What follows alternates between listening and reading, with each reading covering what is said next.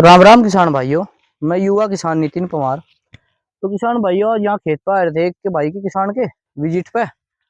तो किसान भाइयों, इसमें घूम घाम के देखा तो फसल बहुत बढ़िया खड़ी। सीताराम फार्मिंग द्वारा इसका ट्रीटमेंट चल रहा था। और किसान भाइयों, आज हमें एक ऐसी चीज के बारे में बात करनी है कि जो हमारे गन्ने के अंदर अब फिलहाल नए तरीके की बीमारी आ रही है एक। जैसे कि अब टॉप बोरर तो है ही, टॉप बोरर में सुंडी का अटैक है, पोका बोइंग है, व्हाइट फ्लाई है, माइट का अटैक है कुछ जगह। तो किसान भाइयों, इसके चलते हुए एक बीमारी और हमारे खेतों के अंदर अब फिलहाल दिखाई देने लगी है। कहीं कहीं, सभी जगह तो दिखाई नहीं दे रही, पर कहीं कहीं अभी दिखाई देने लगी है।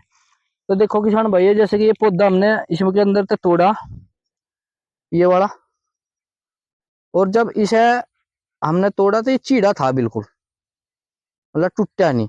और जब इसे सूंघ के देखा है तो इसमें बहुत बुरी तरीके की बदबू आवे है, बहुत ज्यादा तरीके।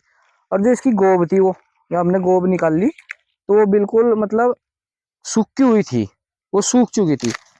इसमें मतलब किसान भाइयों, हमने इस तरह के 3-4 पौधे निकाले थे। जब हमने सुंडी सोचा कि टॉप बोरर है, तो टॉप बोरर की सुंडी हमें इसमें मिली नहीं। तो किसान भाइयों, इसके अंदर जब हमने इसे पूरा पाड़ तोड़ कर पूरा देखा, पूरे पूर्ण तरीके से इस तरीके से पूरा पाड़ का देखा, तो इसने हाथ में भी इसे डांत कर दी। और मतलब ये पूरी बदबू आ गई इसमें से एक तरीके की। और जब इसे हमने गो इसकी पाड़ के देखी, तो इसमें से मतलब जो है कि छोटे छोटे बिल्कुल बैक्टीरिया तरह के जो कीड़े होते हैं, इस तरह के कीड़े मिले। और जैसे देखो बिल्कुल ये इस तरीके से लाल हो जा, ये वाली, ये लाल होगी, ये देखो इस तरीके की। और इसके अंदर मतलब जो है कि छोटे छोटे बैक्टीरिया है, शायद वीडियो के अंदर ना दिखाई देवे।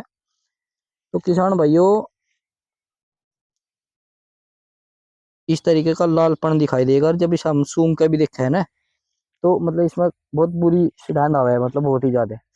तो किसान भाइयों, ये जब हम इसकी जांच कर रहे थे, देख रहे थे, मतलब इस खेत में तो यह बीमारी हमें मिली नहीं। हम दूसरे खेत पे विजिट में थे, वहां देख रहे थे। तो किसान भैया, जब हमने इसी बीमारी का लिया पौधा जो चेक करा वो, तो जैसे कि ये हमारा पौधा है, और इसके अंदर देखो ये यहाँ से गोब स्टार्ट सी हो रही। तो उस पौधे के मैं यहाँ से बिल्कुल मतलब ऐसा था कि वो नु दबे था, मतलब पिलपिला हो रहा था, और इस तरीके से दबा था पूरा। और जब वो हमने नु तोड़ा, तोड़ने के बाद वो चीड़ा था, बिल्कुल चीड़ा, मतलब टूटा नहीं यूं से, इतना आसानी से, मतलब खींच के ही तोड़ना पड़ा। और इसकी जो गोब निकली वो बिल्कुल सूखी हुई निकली, और उसमें से हमें बदबू आई बहुत तकड़ी।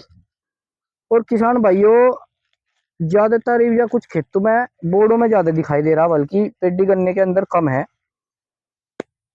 तो किसान भाइयों, इसमें जो ये हमारी दवाई हो, जैसे कि परफन्ना फोर्स हुई, लैम्डा थायो, या किसान सोचे कि गोब सूख रही तो ये लगा दे, तो ये इसके अंदर काम नहीं करेगी बिल्कुल भी।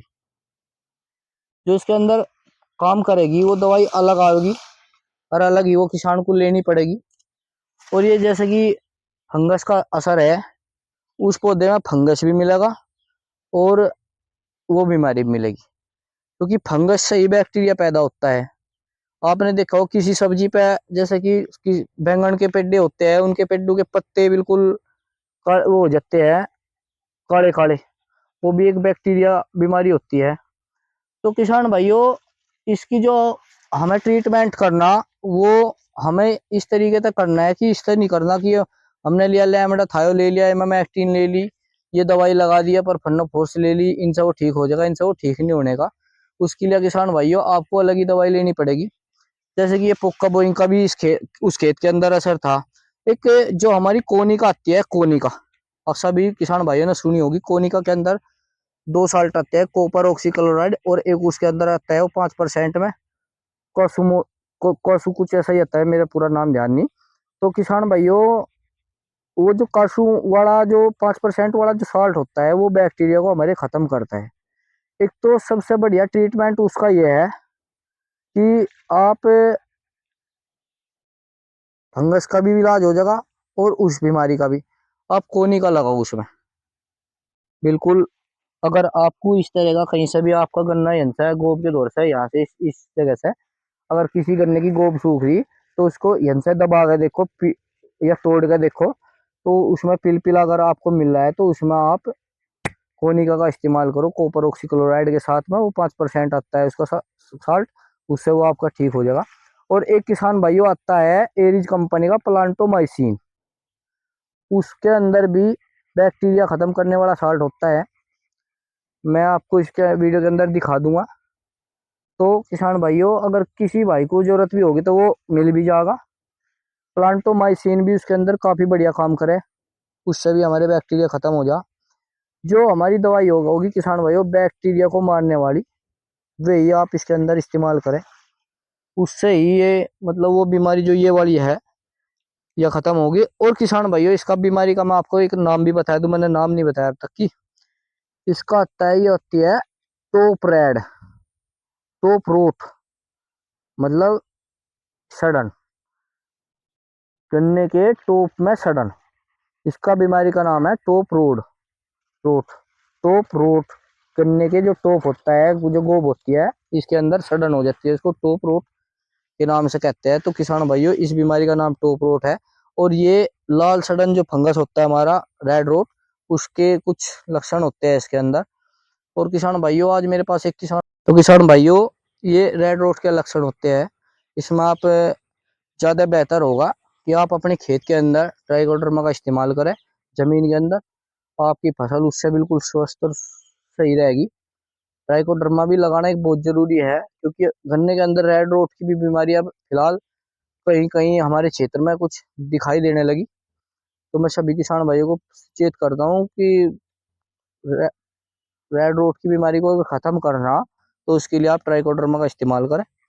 आज मेरे पास एक किसान भाई का फोन भी आया था, उनके खेत में कोई रेड रोट की शिकायत आ रही, एक दो दिन में उसके वहां की मैं वीडियो भी आपको देवा डाल डाल लूंगा अपने चैनल पे। तो किसान भाइयों या इस बीमारी से भी बचो, ये आपके गन्ने को मतलब गोब सूख जाएगी और गन्ना आपका बिल्कुल नीचे को बैठना स्टार्ट हो जाएगा। इससे आपके गन्ने में जो उत्पादन में कमी आओगी वो 50 से 60% उत्पादन में बिल्कुल एकदम कमी आ जाएगी, जिससे आपकी फसल बिल्कुल नष्ट रहेगी, ये समझो। तो सभी किसान भाई अपने खेत में देखते रहो, अगर कहीं गोब सूखी हुई दिखाई देवे तो अपना इन दो दवाइयों का इस्तेमाल करें, कोनिका का और एक प्लांटोमाइसिन आता है एरिज कंपनी का।